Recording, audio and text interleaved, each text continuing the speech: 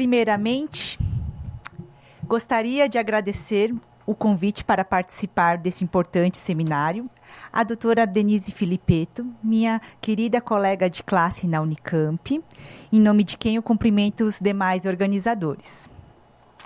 Cumprimento ainda aos meus amigos queridos na magistratura, Marcos e Valdete, que estava logo aqui, e a todas as advogadas, advogados e demais presentes, dizendo que é uma grande alegria estar aqui para tratar do tema precarização dos contratos de trabalho.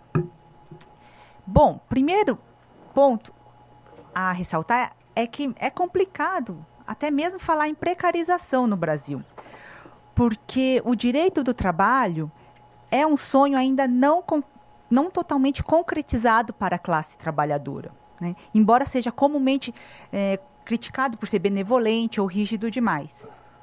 E justamente por mediar o conflito capital versus trabalho, o direito do trabalho não se trata de uma concessão estatal de benesses, como muito se propagandeia, mas sim de direitos conquistados historicamente. E a tendência que deveria ser natural da generalização do modelo da CLT demorou para se concretizar. Na verdade, não se concretizou até hoje. Lembrando dos rurais e dos domésticos, que foram só recentemente que eles atingiram alguns direitos conquistados pelos trabalhadores urbanos lá atrás, né? E essa injustiça social, né, foi um clamor social muito forte, e a generalização desse modelo para esses trabalhadores também teve um movimento contrário ao mesmo tempo, né? Ao mesmo tempo em que se buscava generalizar esse pacote de direitos, né, nós vivenciamos desde do período pós-redemocratização, uma grande discussão a respeito de reforma trabalhista. Então, a reforma trabalhista não é um tema novo no contexto nacional. E esse discurso sobre a atual reforma trabalhista é permeado pela ideologia da modernidade e da flexibilização da CLT. E o senso comum reproduzido pela própria mídia é o da flexibilização para combater o desemprego, para melhorar a competitividade no cenário global. Essa é a mesma ideologia que reverberou no Brasil a partir dos anos 90. Trazendo consigo as propagandas de modernidade e flexibilização como fundamento para repensar o direito do trabalho. O que, no concreto, significava destruir a ideia de proteção do trabalhador, como se fosse algo necessário ou até mesmo inevitável para o aumento de produtividade e competitividade no cenário global. Então, o direito do trabalho passou a ser visto como um entrave à lógica do mercado mundial e vem sofrendo ataques desde então. Isso se reflete nas relações de trabalho, de modo que se tem verificado na reestruturação produtiva pós-fordista uma forte tendência à precarização do emprego e das condições de trabalho. Eu faço essa distinção pelo seguinte, eu chamo de precarização do emprego aquelas reestruturações que buscam afastar o trabalhador do seu real empregador, desvirtuando a forma de contratação pela subcontratação, né, por meio de terceirização, quarteirização, pejotização. E outra forma de tornar o contrato precário é celebrá-lo por prazo determinado ou ainda como contrato temporário, mas em atividades permanentes da empresa. De outro lado, a precarização das condições de trabalho, elas são verificadas pela redução de direitos sociais, pela normalização da prorrogação da jornada, pela intensificação do ritmo de trabalho, pelo uso de tecnologias, que, por exemplo, extirpam o chamado tempo morto nos processos de trabalho. E nesse quesito, a gente pode incluir tanto o processo judicial eletrônico, o nosso PJE, quanto o contrato de trabalho intermitente e a uberização. Esses três fenômenos têm por base, por fundamento, extirpar o chamado tempo morto. Bom, esse quadro de reestruturação produtiva no Brasil, somado com a nossa falta de proteção contra a dispensa arbitrária e a ameaça constante de desemprego, nos dá um contexto que é muito propício a um outro mal, que é o assédio moral, além de promover a competição entre os próprios trabalhadores, reduzindo a cooperação e a sua mobilização como classe social. Além disso, essa forma de gestão privilegia a produtividade à lealdade. A empresa extrai a maior produtividade possível do trabalhador, sem se preocupar em torná-lo leal à organização. Chama-o de colaborador, mas não preserva sua capacidade produtiva futuro, pois o objetivo é obter os melhores resultados a qualquer custo. Nessa racionalidade, o que importa é a saúde da organização, ainda que à custa da saúde do trabalhador, sobretudo o temporário, que corresponde à expectativa da lógica de investimento de curto prazo. A ele tudo é efêmero e nada é garantido, nem o emprego, nem os benefícios sociais, nem seu futuro. A crítica repetida sobre a intervenção do Estado nas relações de trabalho busca fundamentar a desregulamentação do contrato de trabalho, em benefício da chamada liberdade contratual, e assim da tal flexibilidade. No entanto, a desregulamentação do contrato de trabalho não representa uma ausência do Estado nas relações de trabalho. Trata-se sim, de uma opção política neoliberal instrumentalizada pelo Estado por meio de leis que limitam, reduzem ou permitem reduzir direitos trabalhistas. E esse é um movimento que a gente observa desde os governos Reagan e Thatcher. E de acordo com isso, é uma tendência que não parou no tempo. E existem estudos da OIT que dizem que no período entre 2008 e 2014, 111 países passaram por reformas trabalhistas. E na maioria deles, no sentido de reduzir o nível de regulação das relações de trabalho. Bom, tratando da OIT, a OIT tem utilizado a expressão trabalho decente, né? E eu tenho visto ele ser invocado como uma forma como se fosse uma barreira para as consequências da reforma trabalhista. É necessário cuidado. Depois eu posso retomar essa questão, só para não perder o argumento, mas basicamente não existe uma definição do que seja trabalho decente. Então, nessa concepção pode caber até algumas coisas muito perversas, como depois eu posso falar. Deixa eu pular aqui. Então, a reforma trabalhista faz parte desse movimento. Então, daí eu destaco 2 pontos. O primeiro, sendo um movimento, ele não é fruto de uma mente. Não é um sujeito que foi lá, fez e aconteceu, né? A gente não tem que, talvez, personificar o problema. O problema é maior do que isso, né? E 2, né, o segundo ponto que eu gostaria de ressaltar é o seguinte: é que, na verdade, nós lutamos o bom combate e perdemos, né? Resistimos e perdemos, né? Ela vai entrar em vigor em breve. Mas, sendo um movimento, a gente precisa lembrar que não se trata de uma foto. A foto hoje é muito feia, mas sim de um filme, né, que vem sendo construído e vai continuar depois de novembro, né? Então, a história não acabou. Então, a gente precisa se preparar para isso. E, independentemente do déficit democrático que circunda a reforma trabalhista, a gente tem que ter em mente que, na nossa sociedade, a forma jurídica de que se reveste todo esse movimento neoliberal é fruto da contradição capital e trabalho. E dá conta de uma agenda que foi gestada por anos pelo grande capital. Basta consultar os sites da CNI, Febraban, Federação do Comércio, o próprio programa Ponte para o Futuro, para perceber que esses programas, idealizados para o Brasil e para o mercado de trabalho, já antecipavam o conteúdo dessa lei 13.467.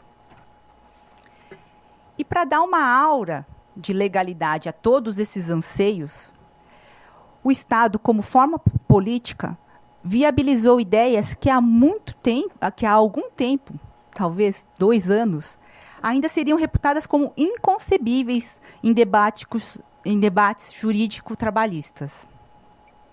Mas essas ideias, cristalizadas na forma jurídica, a partir de agora, tomam um outro significado nas nossas vidas. Então, a luta mudou de lugar.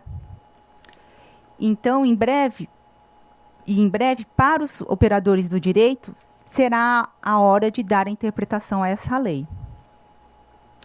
Apesar de estarmos muito chateados com a reforma trabalhista, temos que entender que ela busca normatizar, com vistas a uma legitimação positivista, uma série de práticas que já se realizavam no mercado de trabalho, dentre elas a terceirização.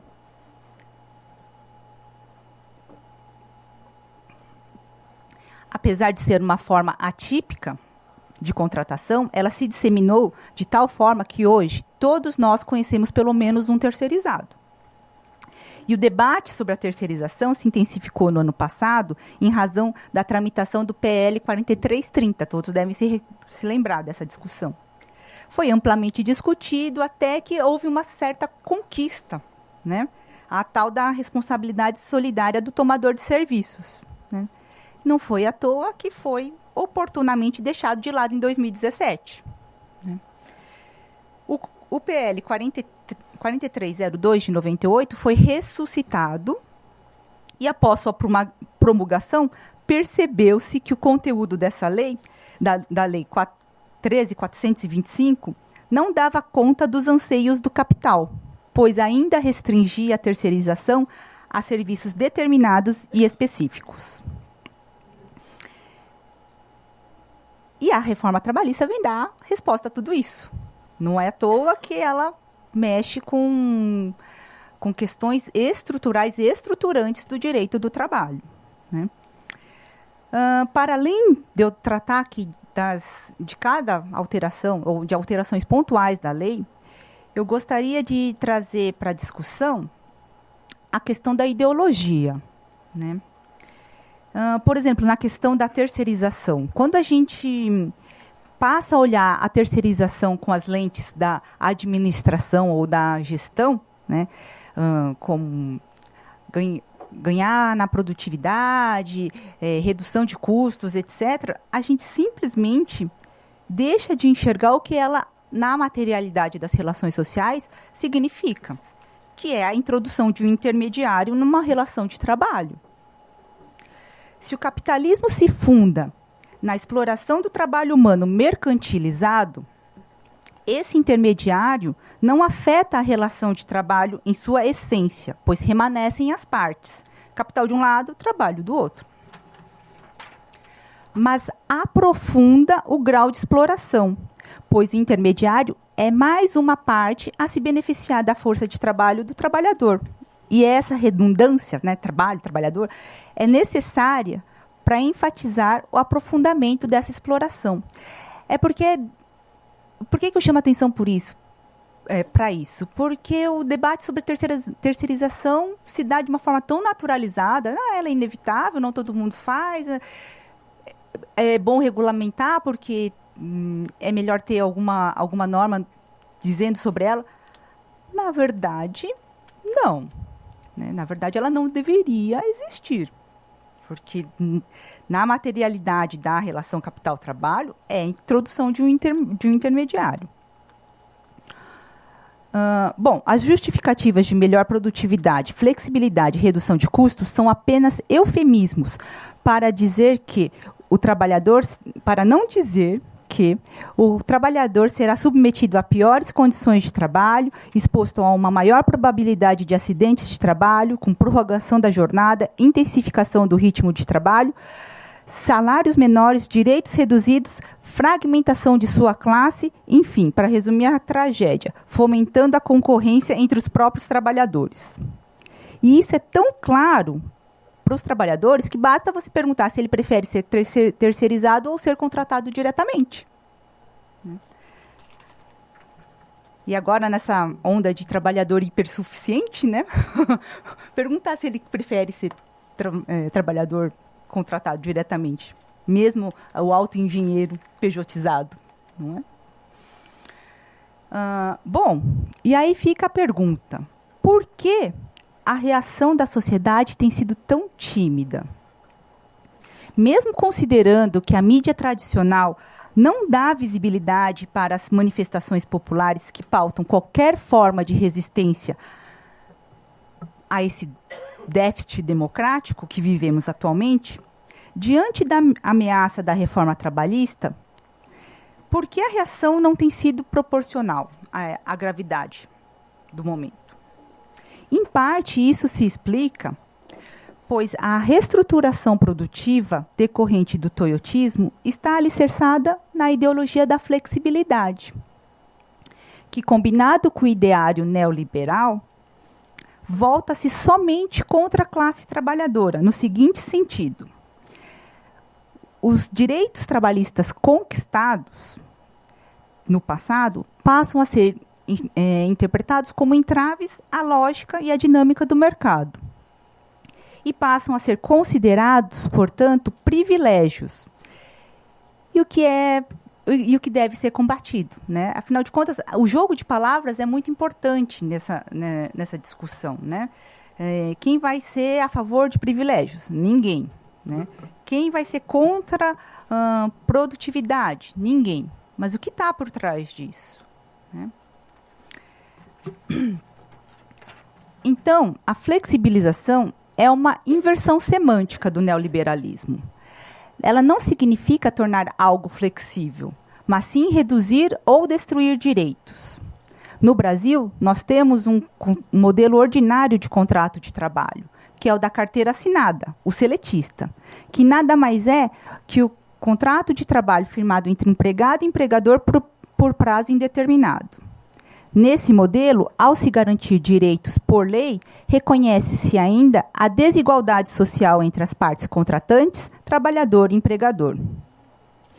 No entanto, a ideia que se propaga é de que a CLT limita a liberdade, criando um grupo de trabalhadores protegidos e outro desprovidos de qualquer direito, pois, aspas, se fosse livremente negociado, se fosse mais flexível, todos teriam acesso a alguma proteção, fecha aspas.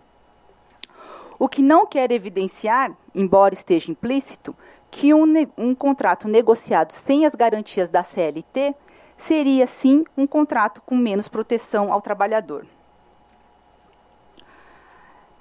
Essa ideologia da liberdade ainda embasa a vertente contratualista, que diz que o modelo imposto pela CLT, por ter limites na lei, é obsoleto.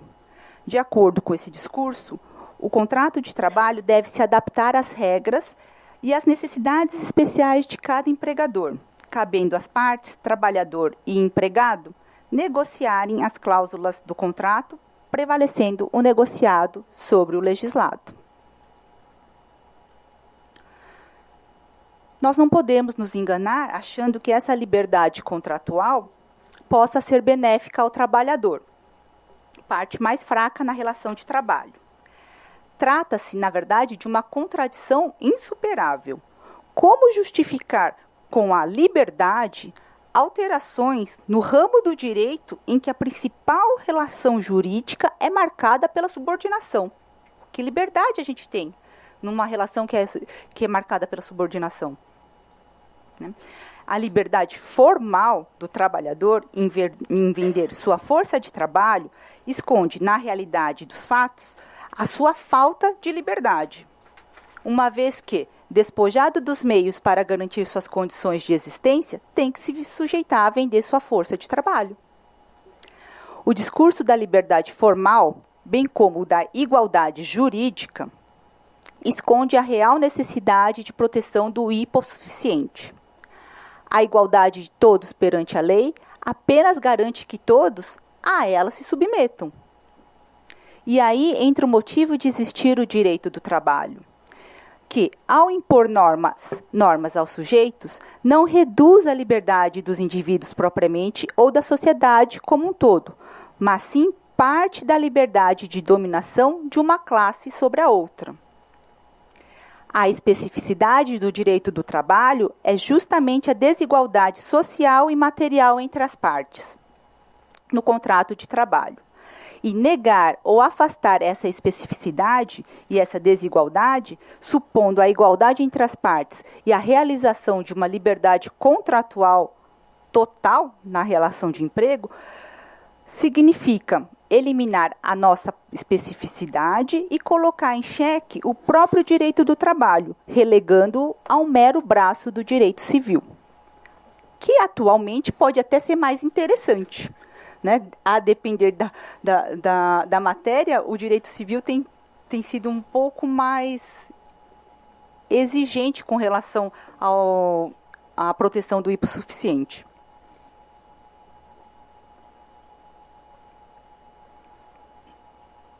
Outro argumento retórico é o de que a flexibilização ou modernização da CLT pode promover justiça social.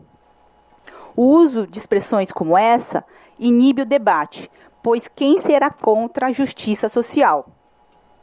Esse discurso disfarça um ataque neoliberal que visa reduzir ou até extinguir direitos trabalhistas universais, atingindo a toda a sociedade, ao mesmo tempo em que divide a classe trabalhadora em subclasses. Argumentos como usufruir de proteção parcial é melhor do que proteção nenhuma, ou melhor a redução de direitos do que o desemprego, servem para naturalizar o movimento de precarização do trabalho, como se não houvesse um outro caminho possível. E por ser inevitável, acaba se tornando palatável para todos. É preciso deixar claro que a criação de contratos especiais, como o de tempo parcial, temporário, terceirizado, trabalho intermitente, implica criar pacotes diferenciados de direitos e, portanto, converge com a opção neoliberal, pois afasta as regras gerais e possibilita regras específicas para se adaptar ao mercado. Em razão disso, constrói-se um discurso hegemônico de que as mudanças na legislação trabalhista são inevitáveis e de que a flexibilização permitirá a criação de postos de trabalho, entre outras falácias. Bom, nós, operadores do direito do trabalho, não podemos ficar indiferentes a isso. Temos por dever funcional e institucional observar o princípio da proteção, que é basilar não só ao direito do trabalho, mas à conservação da sociedade capitalista como um todo. Até mesmo por razões autocêntricas. Porque, afinal de contas, atrás desse discurso, desse mesmo discurso de flexibilidade e modernização da CLT, está também o da austeridade, né? O da necessidade de modernização e, de novo, de reforma do próprio Poder Judiciário. E o que refletirá diretamente na advocacia e em toda a sociedade. Se não houver mais a especificidade do princípio protetor, por que existiremos? Vamos resistir. Dará trabalho fazer essa construção, mas a faremos. Eu lembro agora Bom, eu fui auditora fiscal antes de ser juíza do trabalho. E eu peguei um período em que a questão da cooperativa estava, enfim, muito forte no mercado de trabalho. E a gente fazia muitas fiscalizações por conta disso. Dava muito trabalho, enfim. Para dizer que nem mesmo o esdrúxulo parágrafo único do artigo 442 conseguiu transformar maçã em abacaxi. Ou seja, na materialidade da relação social era verificada a subordinação, a pessoalidade, a ausência de ânimo para ser cooperado, etc. E agora, trazendo a questão para agora, né, os conceitos de empregado e empregador permanecem praticamente intactos, bem como o artigo 9º da CLT. Né? E a partir dele, né, serão nulos, de pleno direito, os atos praticados com o objetivo de desvirtuar, impedir e fraudar a aplicação de preceitos contidos na presente consolidação. Eu acho que é a partir dessa racionalidade que a gente precisa enxergar as novas práticas que virão a partir de novembro, né? E, com isso, enfrentar a questão da precarização das relações de trabalho. Rapidamente, só queria dar uma pincelada sobre o contrato de trabalho intermitente. Enfim, tem várias inconstitucionalidades, mas eu só queria chamar a atenção para uma questão que é muito simples, se a gente for tratar assim, de princípios do direito do trabalho. Ele subverte a ideia de alteridade, né? Segundo a qual é o empregador que assume os riscos do negócio, né? E mesmo se o trabalhador o trabalhador intermitente possa ter vários contratos ao mesmo tempo, isso não muda, né? Porque, na prática, a precarização da sua condição de trabalho, advinda desse contrato de trabalho intermitente, ao contrário do que se prega, não vai fomentar a formalização de diversos vínculos pelo mesmo trabalhador. E isso já aconteceu no Reino Unido, e lá, bom, me parece que foi lá que surgiu a ideia do contrato intermitente. O que houve, na verdade, foi a substituição de contratos ordinários, né, contratos comuns, por zero-hour contracts, num movimento de expansão desse, com consequente retirada de direitos trabalhistas, rebaixamento da massa salarial e mascaramento do desemprego. Porque uma pessoa que tem um contrato 0 hora, né, um contrato intermitente, afinal tem um contrato. Então, para fins estatísticos, não está desempregado. Mas, felizmente, ele continua sendo muito debatido no Reino Unido e há grande chance de ser extirpado, né? E isso essa condição torna o trabalhador ainda mais subjugado às ordens do empregador, numa posição mais fragilizada e em detrimento de sua dignidade humana. Agora, para quem milita em sindicatos mais fortes, né, eu diria apenas o seguinte: se for usar os mesmos instrumentos, né, do senhor, no artigo 611-A, que trata do negociado, da prevalência do negociado sobre o legislado, fala que uma das matérias é o próprio trabalho intermitente. Então, nas próximas negociações, nada impede de se colocar uma cláusula que proíba a contratação por meio desse tipo de contrato para aquela categoria, né?